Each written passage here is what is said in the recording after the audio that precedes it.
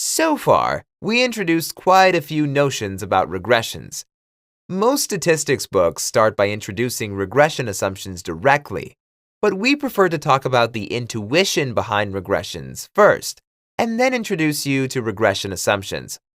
Now that we have seen quite a few lessons, we are ready to introduce regression assumptions.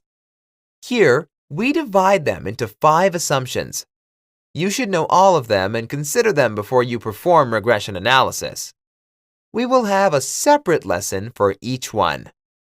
The first one is linearity. It is called a linear regression. As we said earlier, there are other types of regressions with more sophisticated models.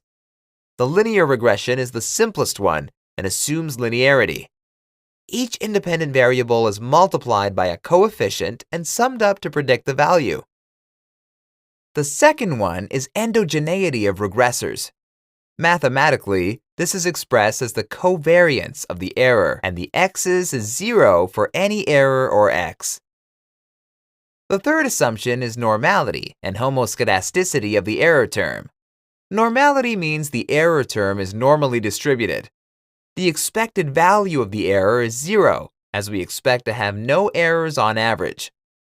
Homoscedasticity, in plain English, means constant variance. We will discuss it thoroughly later. The fourth assumption is no autocorrelation.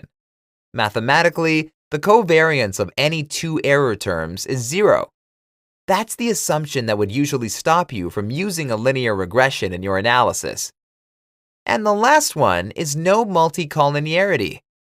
Multicollinearity is observed when 2 or more variables have a high correlation between each other. Okay, these are the main regression assumptions. They are crucial for regression analysis. As the purpose of this section is to help you understand regressions, you should not skip any lectures about assumptions.